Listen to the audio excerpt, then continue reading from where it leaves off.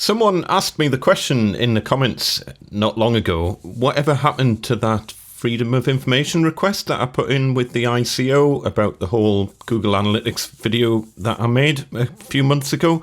And it's a very good point. I forgot to give you an update on that. Well, I didn't forget. It's just that the update doesn't really update you that much, but I'll tell you what my response was from the ICO later on. But basically, I asked them the question, since putting in the regime on their own website to make Google Analytics only work with active consent, how many people have actually ticked the box to grant active consent for Google Analytics to work?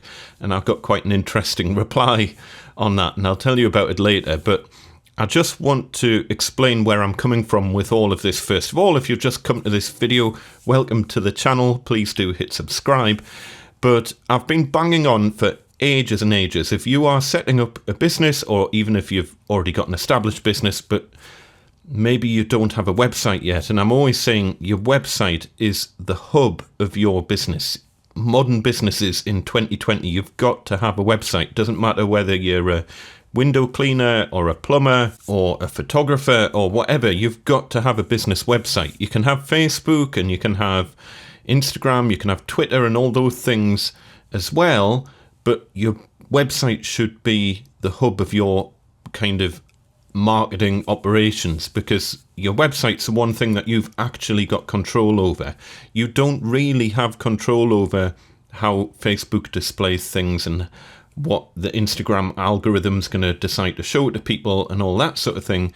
But your website, you absolutely have full control over, and it is the shop window of your business. So I made a whole series of videos explaining how to make your own basic website on WordPress, WordPress is free. All you need to do is pay for your domain names and your hosting, but it's, nominal cost to set up your own website these days. It's not particularly complicated. If you're a bit tech savvy, you should be able to work it out. And it's a life skill that will stand by you throughout your time of owning a business as well, because it means that then later down the line, once you're busy enough to hand things over to a web developer, you're not going to get your eyes taken out by someone trying to rip you off. And it also means you're in a much better position to actually tell people what you want done to your website and how you want it managed long term. I'm not saying everyone needs to become a web developer, but I'm saying that you should have a basic knowledge of how to put a simple website together. It's just a fundamental life skill for the 21st century.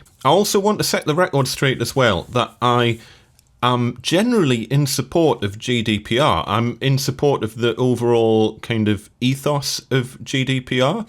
I am totally against massive corporations like Facebook and Instagram and Twitter taking personal data and doing whatever they want with it. That is not good.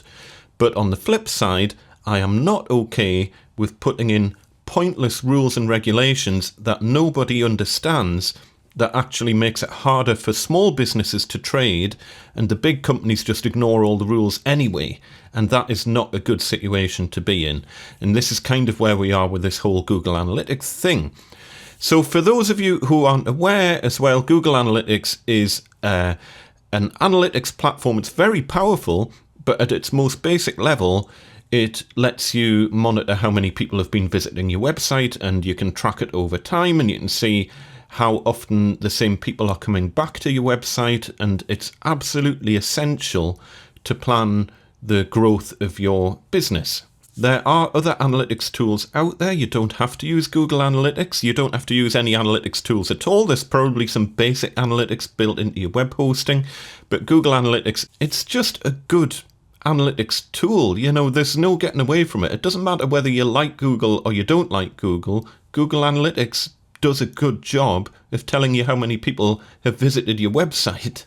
And in a nutshell, the way Google Analytics works is that it puts a random number on the computer of the person who visits your website, and every time it detects that random number coming back, it knows that it's had a repeat visit from that person. And over time, it means that you can track the number of unique visitors to your website, rather than just getting a total of the number of random hits a website's had.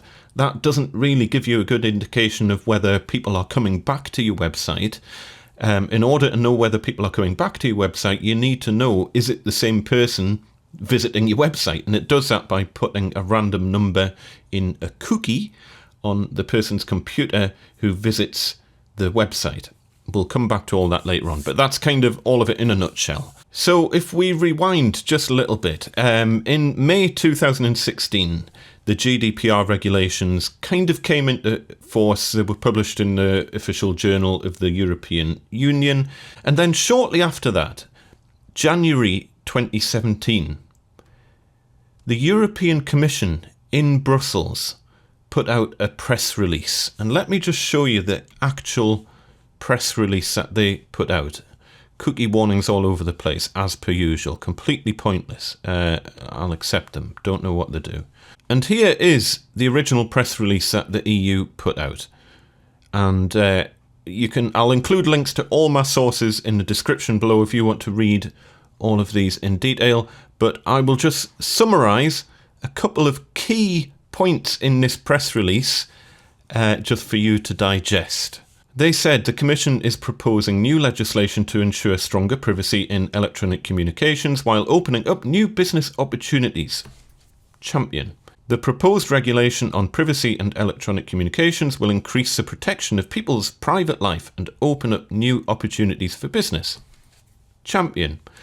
Simpler rules on cookies. And by the way, the Data Protection Act and data protection laws in the UK and the PECR and all that have existed way before GDPR. A lot of the stuff in GDPR came from the UK's Data Protection Act anyway, so I'm not particularly concerned about what's going to happen post-Brexit because we wrote a lot of the stuff that ended up in GDPR in the first place. It's evolved into this awful mess of regulations that are so vague that for small businesses, no one knows what they should be doing anymore. So yeah, they go on to say simpler rules on cookies. The so-called cookie provision, which has resulted in an overload of consent requests for internet users, you're not saying, will be streamlined. New rules will allow users to be more in control of their settings, providing an easy way to accept or refuse the tracking of cookies and other identifiers in case of privacy risks. The proposal carries that no consent is needed for non-privacy intrusive cookies, improving internet experience. For example, to remember a shopping cart history and that sort of thing. So that's fine. They've gone on to say, this is the EU saying this, cookies set by a visited website counting the number of visitors to that website will no longer require consent. That's what they have said in their own press release in January 2017. And then, obviously, May 2018 is when GDPR came into force and all hell broke loose. And now everyone is being bombarded with endless cookie warnings and privacy notice updates that nobody reads, nobody understands it. It's a mess. Throughout this time, people are happily using Google Analytics, by the way, because everyone assumed that Google Analytics is an essential piece of tech used to monitor how popular a website is, and it's non-privacy intrusive anyway. But then, in July 2019, Ali Shah, head of technology policy at the ICO, put out an article basically saying that you now need to get active consent if you want to use Google Analytics. And as part of this, I don't know if it was exactly at the same time, but I'm pretty sure it was around that time, the ICO, who are the body who looks after enforcement of privacy related stuff in the UK, they put a thing on their own website. And if you go on to ico.org.uk, the first thing that'll pop up is this annoying little banner on the left hand side. And you will see Analytics cookies are off by default. We'd like to set Google Analytics cookies to help us to improve our website, blah, blah, blah. Please, would you switch this switch on? And nobody's going to switch that on because no normal internet user knows what Google Analytics is. And they don't need to know what Google Analytics is. It's a thing for the back end. It's a thing for the business owner so that they know how many people are visiting their website. It's not gathering any personal information whatsoever. But as I say, it does store a cookie on your computer with a random number in it so it knows how many times the same person's coming back to your website. I don't see a problem with that. And if you do have a massive problem with it, you can block it in your browser anyway. Browsers have been able to block cookies for years and years. That's not a new thing. But now we also have to do it on the front page of every single website that you visit. So I saw this analytics cookie thing and thought, whoa, hold on a minute. How's Google Analytics going to work if you've got it switched off by default and the user visiting your website has to switch it on, but the user visiting your website doesn't know what it is? Of course, the user visiting the website, the first thing they're going to do is just click everywhere to try and get rid of this. How do you get rid? Oh, there we go. It's gone. They don't know what Google Analytics is. Why would they click yes? Anyway, let me just, again, I'll include a link to this article, but what Ali Shah said in a nutshell is pre-ticked boxes or any equivalent such as sliders defaulted to on cannot be used for non-essential cookies. Any non-essential cookies, including third-party cookies used for the purpose of online advertising or web analytics, require prior consent to the GDPR standard. In other words, they're saying Google Analytics is non-essential, so therefore you've got to get active consent from the person visiting your website using a stupid little tick box like this before Google Analytics can work at all. And by the way, Google Analytics is ubiquitous across the internet. The vast majority of websites out there use Google Analytics to track how many people have been visiting their websites. It's not tracking names or addresses or personal information in any way. It's just counting up how many people have visited that site. So yeah, so that basically completely contradicts what the EU said in January 2017, when they specifically said cookies set by a visited website counting the number of visitors to that website will no longer require consent. And now we're saying any non-essential cookies, including cookies used for web analytics, require prior consent to the GDPR standard. So that basically means that you can't use Google Analytics anymore, because as far as I'm aware, at the minute, at the time of the recording, there's no way of using Google Analytics without it putting a cookie on the person's machine who visits your website. And hence me raising a Freedom of Information request with the ICO to find out how many people do click that little button. It's a perfect test. Let's find out. I bet everyone's wondering, okay, let's put in yet another pointless cookie pop-up for users to have to digest. This was back in July 2019, and I asked the question to the ICO. On your own website, you use Google Analytics, but it's left switched off until someone actively switches it on. This is pointless. What proportion of your visitors bother to switch it on? And I also asked how many prosecutions have there been specifically for non-compliance of cookie warnings.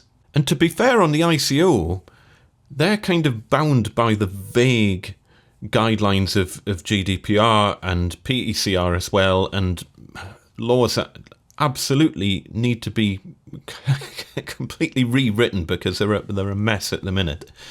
And they got back to me, and they were very helpful. They phoned me up and they sent me a response in writing as well, and I had quite an in-depth chat with them about this. And they got back to me August last year, and they said, blah, blah, blah. In your email, you asked the question that I've just told you. Response. I can advise you that we don't hold information within the scope of your request. My heart sank at that point because I assumed I was just going to get fobbed off. However, I can give you this information. As the ICO's cookie tool has only recently been upgraded, we currently don't hold a report which would address your request, as these reports are provided on a monthly basis. Don't quite understand that because Google Analytics runs like all the time. They should be able to get this information out of Google Analytics anytime. But whatever. However, having discussed your request with the ICO's communications team, they have observed an approximately 90% drop in sessions across the website. In other words, their stats have dropped off a cliff by 90%. It looks like 90% less people are visiting the website than they actually are, because 90% of people aren't bothering to tick the little box that says, yes, please gather the analytics data that I have no idea what it is, because average Joe Blogs website users don't know what Google Analytics is. Why would they tick the box? So they've seen it's dropped off a cliff. 90% drop in sessions across a website. This anecdotally suggests that 10% or less of visitors have switched on cookies since the tool was upgraded. Insane. So now the ICO don't know how many people are visiting their own website anymore. How crazy is that? So how do you plan for growth of a business, or how do you plan for growth of a website if you don't know how many people are visiting the website? It's absolutely crazy. I mean, from a simple perspective of if you're a window cleaner or a plumber or whatever, and you've put together a brand new shiny website and you've maybe paid for some Google AdWords advertising or something, the first thing you're going to do is check how many extra people have visited my website. You can't do that anymore. And I know what you're saying, okay, it's gathering the IP address of my computer and all that sort of thing. But Google have addressed that. Google sorted that out ages ago. They implemented IP anonymisation in Google Analytics. Again, I'll include a link to this in the description down below. You can have a read through it. It explains exactly how it works. But basically what it does, it takes the IP address of the end user and it knocks off the last octet of their IP address, turns it from a number into just a 0. So there's no possible way.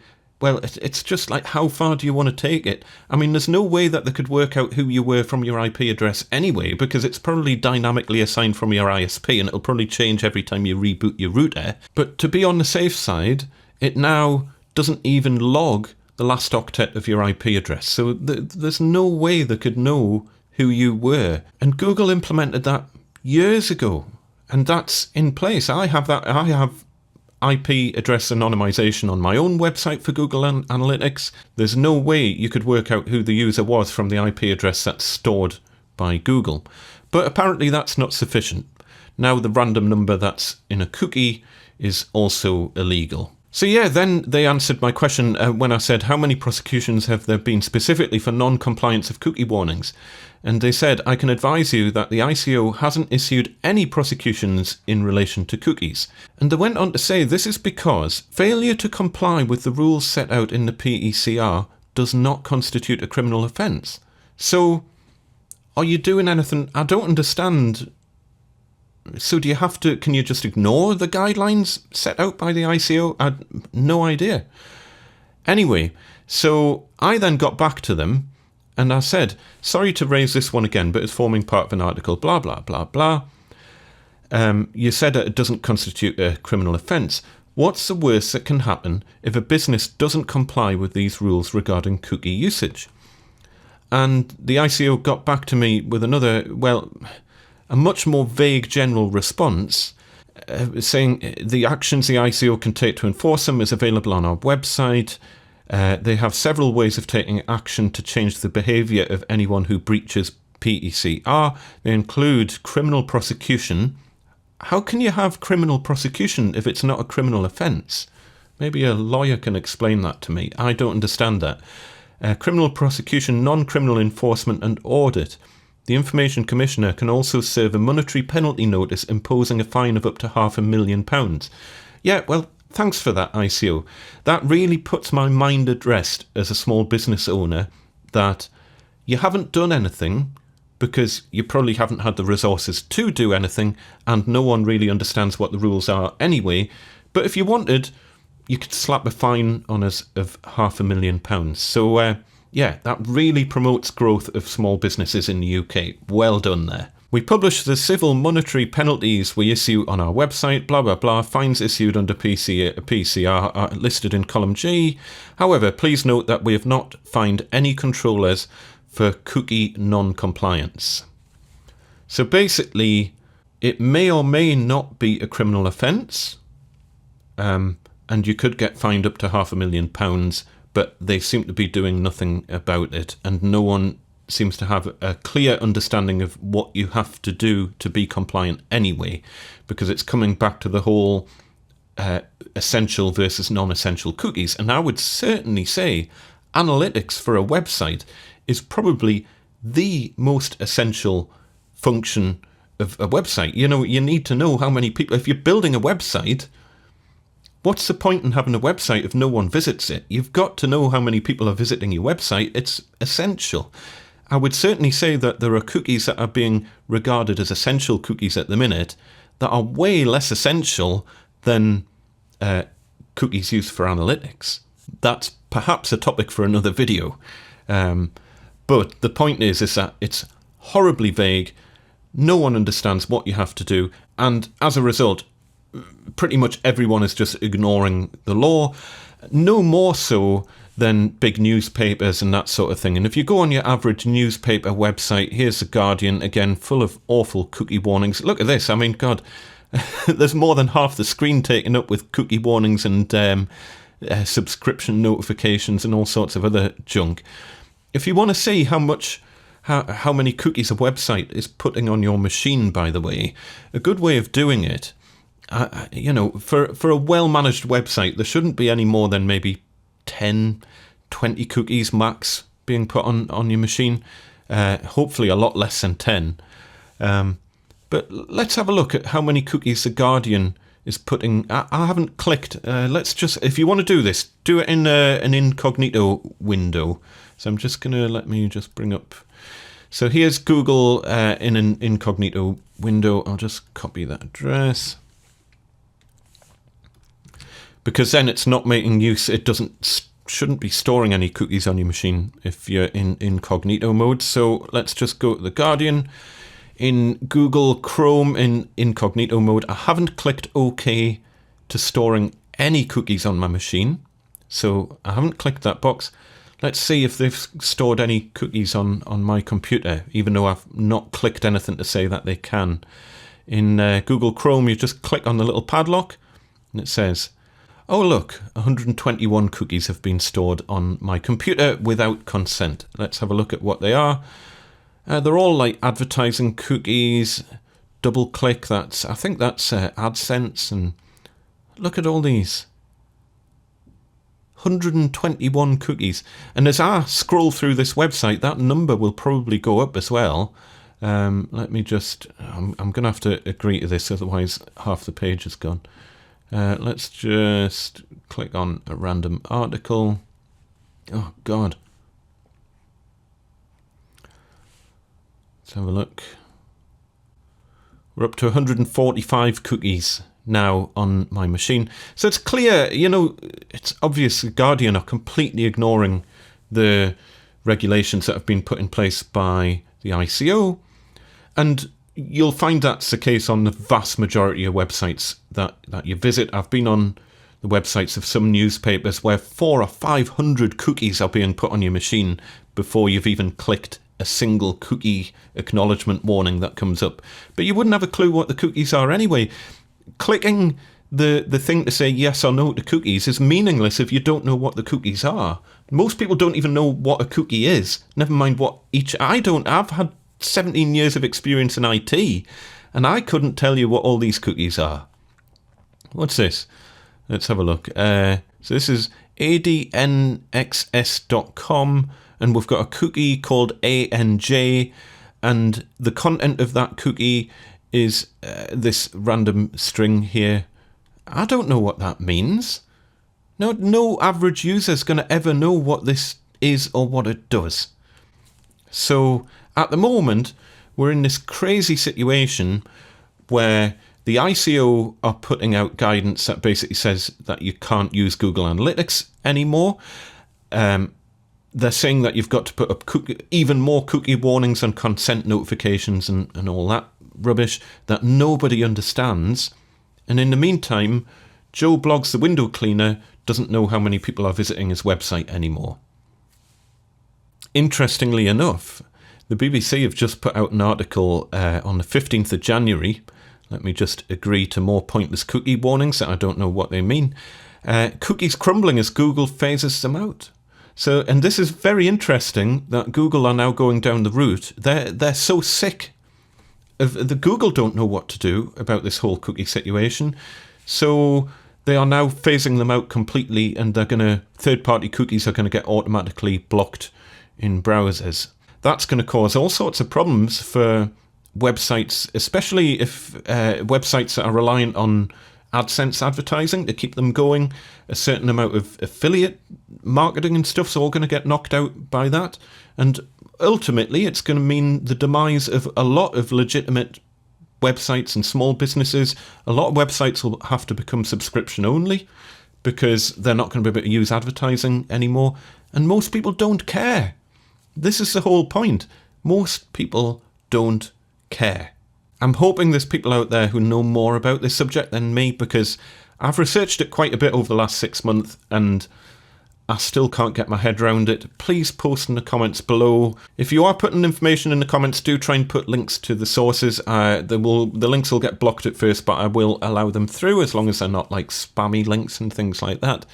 But please continue to post on this. I am very intrigued. I don't know what the answer is, I'm afraid. There are other analytic platforms out there that you can use that don't use cookies, but I have tried some of them and they're very good, but for your average Joe blogs, they're too complicated and most people just aren't going to be able to understand how to use them. Google Analytics is very straightforward, and that's one of the reasons that it has become so popular. I did read somewhere, and I've lost the article, but I did read somewhere that there was a backlog. I don't know if it was the UK ICO or like an ICO in a different part of the EU, but there was a backlog of requests to investigate privacy breaches. And there was a backlog of like 200,000 cases because of ridiculous things like cookie warnings for analytics. And if you just wiped this off, they could actually get on with investigating the real privacy breaches that have happened.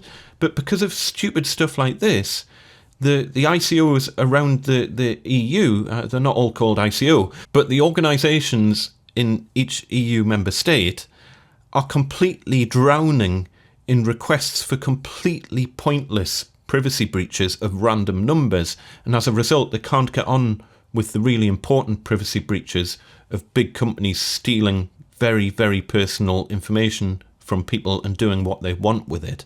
That's where the ICO need to be focusing their time, not on pointless stuff like cookies used for analytics.